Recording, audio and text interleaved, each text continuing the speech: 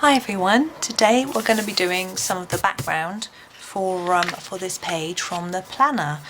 You've got all the videos for doing the flowers and leaves and the border. As you can see, I finished off the border. I did have to swap pens part the way through. My Posca gold pen ran out, so that was fun, but the gold colour looks pretty similar, so I don't think I can't tell anyway. But we're going to be doing the background. Now we're going to be using the Derwent Lightfast pencils. I've got the three here that I'm going to be using. I'm going to be using a sapphire, which is quite a dark blue, a mid ultramarine, and this Arctic, which is very light.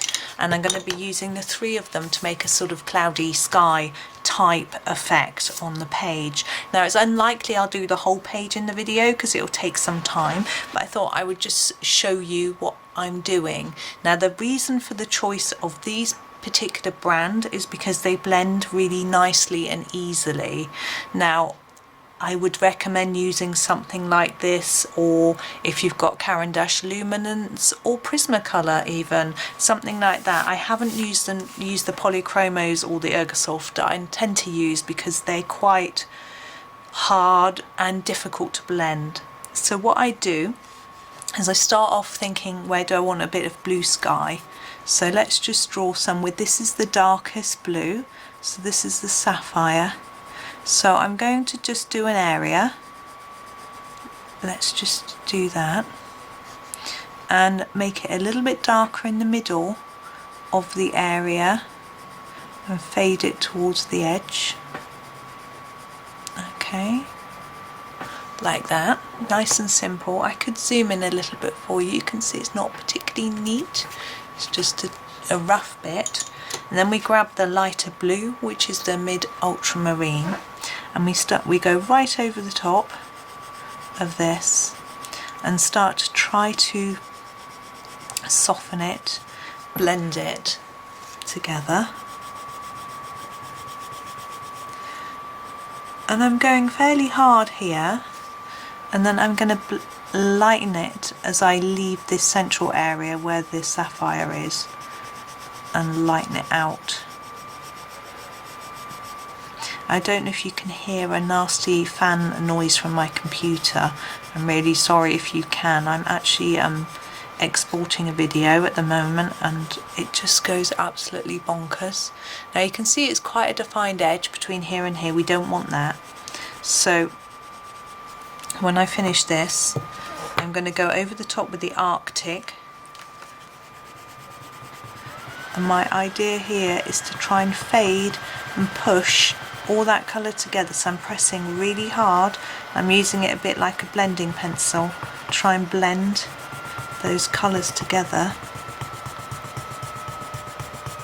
And we're going out from the edge.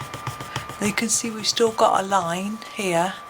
But what we would have, you see, in the sky is we'd have patches of cloud and patches of sky. So we're going to slightly, sorry I've had to turn it, it makes it easier for me, add just a little bit of sapphire now to try and gently blend that out into the blue.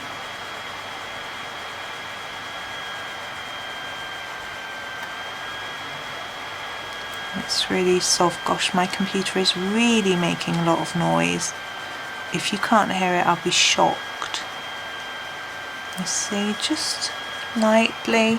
And then I'm not going to go over with the lighter blue, I'm going to go straight to the Arctic and start really hard. You can probably hear how hard I'm pressing. Really hard. And you can see how it's spreading that colour around. As I say, if you look at the bottom, actually it's not, sometimes it goes quite blue where it's moving the blue colour around the page. Okay, now we're going to carry on with this.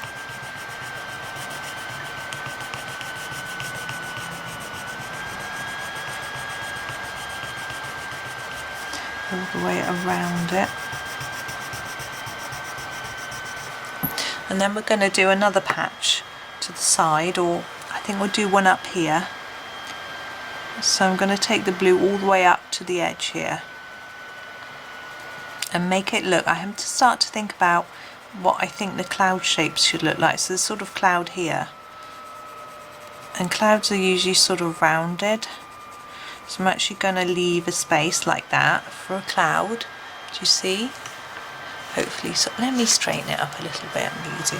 So you see I've left this sort of cloud shaped space. Now I'm going to join this bit of blue up to this bit. I think I'm going to put it all the way up there. But we've got that more intense bit there, which is nice. And then I think we're going to put a cloud here as well. And then maybe a more intense bit of blue just there. So I'm going to grab my, my computer. I'm just going to try and quieten it down a bit now. So now I'm going to use my Arctic to try and blend this blue all around. Now if I'm with the Derwent Light Fasters, they go on quite lightly and show a lot of white paper. So they're quite good for, if once you grab another colour you can blend it in and around up into those gaps. Now I'm going to take this Arctic right across that white area as well, even though you can hardly see it because it's slightly bluey. You can begin to see how we've got a sort of cloud type shape forming. I'm sorry, I have to turn my book round again to do this bit. It's quite fun, this. When you've got a big area, you can just smudge it across and around like that, look. Now up here we've got a bit more of a confined space. We don't want to get any of that green from the leaves smudged into the sky. So I need to be a little bit more controlled and careful with what I'm doing.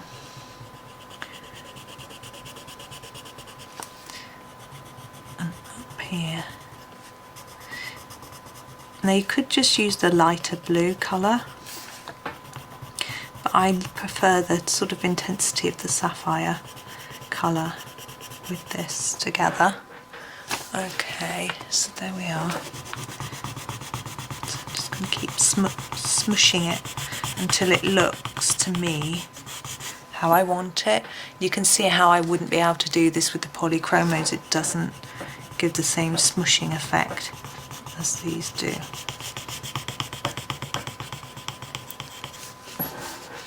Okay, it looks a little bit dirty in these cloud bits, but because of the slight bluey tinge of this pencil, but I'm okay with that. Now on these edges it hasn't quite blended in nicely. This is a good chance to take your mid blue, just fill in those gaps a little bit, just gently.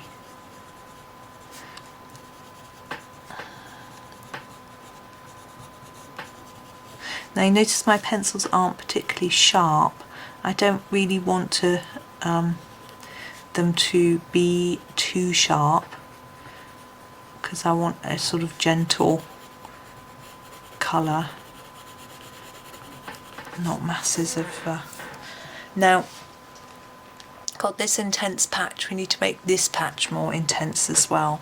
So I'm going to grab my sapphire and do a bit more in the middle. Trying to fade it out towards the edge though, a little bit more successfully than we did last time, hopefully. And then grab the mid ultramarine and blend it all in.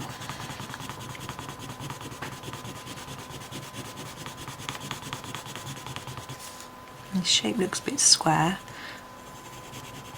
but if you're doing a cross or down with sky, do a cross. It looks more natural.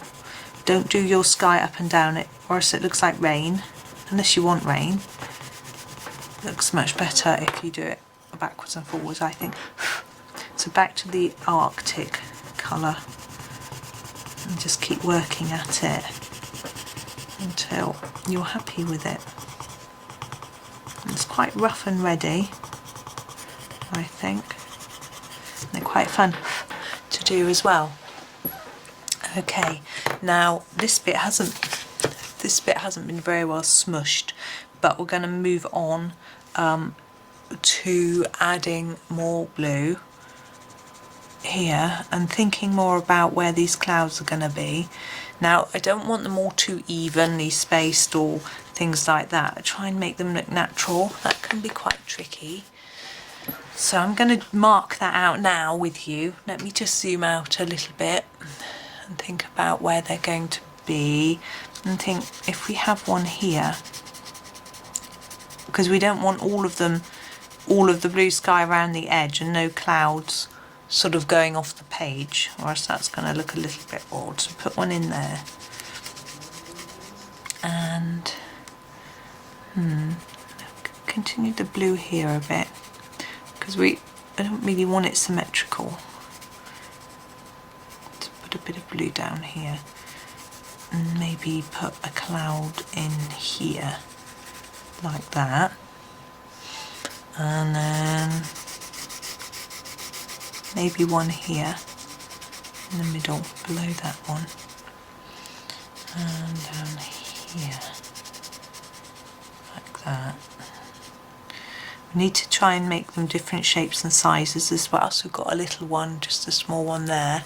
Might be tricky for you to see, it's quite faint at the minute. And one here. Now we've got to get them around these flowers as well, which could be a little tricky, but we could not have so many clouds behind the flowers. Probably easier if we do have clouds rather than don't. But anyway, I'm going to put one in there. I think I'm going to put a bit of a layer of blue at the bottom, just really lightly,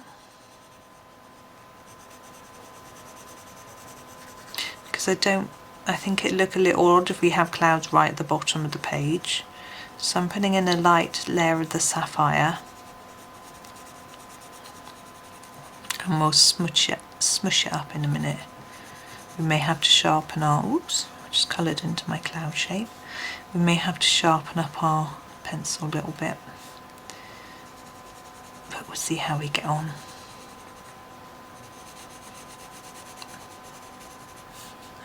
I don't think we'll want any clouds beyond there. I've just coloured over that star, which isn't ideal, but I might do those in a shiny metallic pen anyway. I haven't decided yet. We do need to make a decision on those, because this is the last video in this little series, so we need to get it all finished.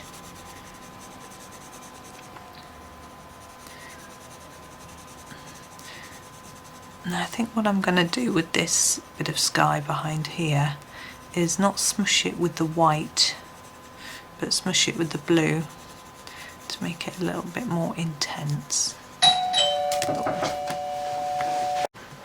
Right, we'll carry on. Sorry, the doorbell. It always seems to ring when I'm making videos.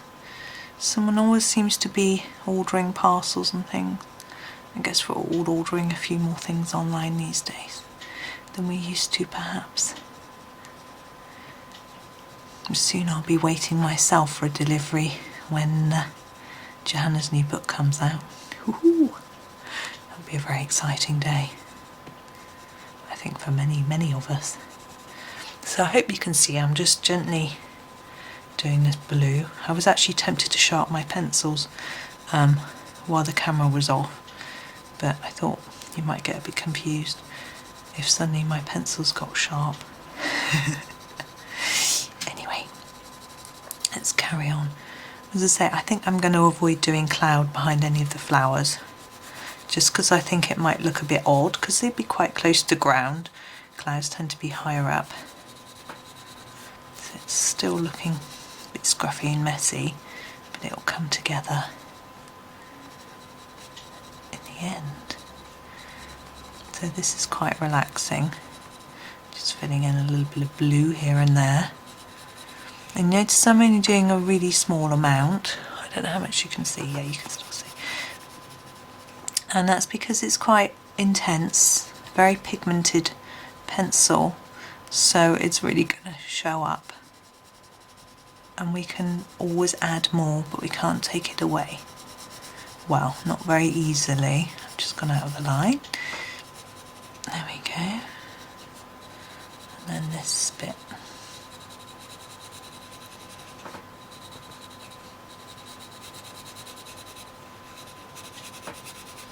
We can do some at the very top there. Some clouds up here. Let me just do this bit around where the star is. Actually, I know how we can do those stars, which would be fun. We don't need to worry then if we go over them.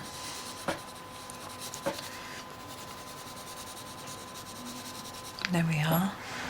Now we're going to go over in the blue. I am going to sharpen it a little bit. I'm going to use this is my Derwent. My children say this stuff in here, the little bits, look, they say it's quinoa. That's what they think of quinoa. I'm not going to make it mega sharp, but it's just a little bit sharper so I can get into all these little details. Yes, so they say when I ask them if they want quinoa, they say liken it to these pencil sharpenings. So you can see I'm just going to make this into quite a plain blue sky. Now I'm going in an up and down, which is what I said you shouldn't do. Go side to side if you can when you're colouring this bit. It's because my book's this way round. I find that's the way my hand wants to move naturally. So do turn your book around if it helps you colour it in a better direction.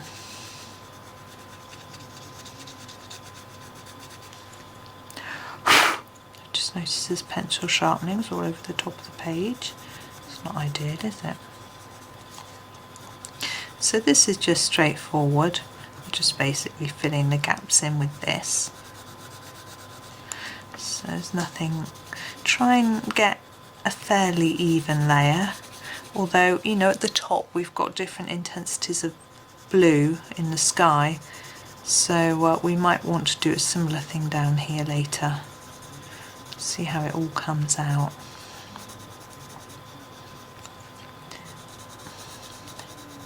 Now be careful when you're colouring around things. Now this green, that's going to be fairly happy with a blue mixed in with it a little bit, but try not to get it on top of things like the yellow, because then you'll change the colour of the yellow, and it's best not to go over the top too much anyway if you can help it, but just be extra careful around the colours that aren't natural friends of blue. So anything that's darker blue or purple, that's going to be fine, but yellow or white, just be a little bit careful. So you can see I'm darkening the blue up around this bottom area, and we'll just keep doing that all the way through. It's quite simple. One thing I do find with backgrounds, it takes practice. Now this looks, I'm making this look really simple, but you need to have an even hand when you're applying the colour, or else it can just look sort of stripy. So it takes time to practice that, and it can be a little bit frustrating, but it is just practice. Also, smaller areas are much easier than larger areas to get an even colour. Sorry, can't think what I'm saying. So that's something worth bearing in mind as well, that if you start with a smaller background when you're practicing, then build up to larger ones. When I first started, I would just try and tackle something really big, and then I would find it quite exhausting going over and over and over it with layers of colour, and frankly quite boring, and end up giving up before it looked, before it looked how I'd hoped it might look. And if you want a background that's a solid colour, then it's worth thinking about using something different to pencil. Pencil isn't always the best for a background. You've got your pastels. I've got quite a few different videos on pastel backgrounds, but if you can paint, then paint can look really, really good. If you're using watercolour in Johanna Basford's books, obviously you need to be very careful because they're not watercolour paper. But a lot of people seem to have success in using them with very little water, just the minimum needed. And so that's an idea if you're good at watercolour. For me, no, paint is not my friend, so I don't. I've had a play with watercolour pencils and bits and pieces, but no, I've not. Obviously you need to practice just like with pencil, and I've been using pencils for a long time now, so I just expect that when I use some other medium I'm going to get the same sort of results as quickly, and obviously not.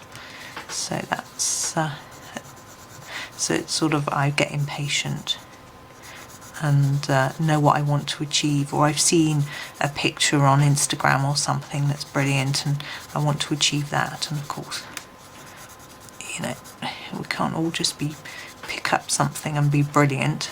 You need to practice. You'll find that most people that you find on Instagram, etc., have been doing what they're doing for a long time and practiced it a lot.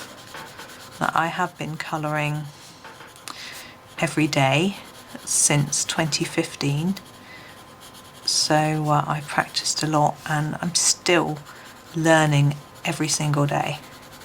I love tutorials and things like that, looking at other people's work, looking for inspiration all the time. So it's not something that just, you know, just comes. Right, we've done that bottom bit, and I'm going to go over the bottom bit in the Arctic just to finish it off. I need to sharpen it. I'm going to have it a bit further away from the camera.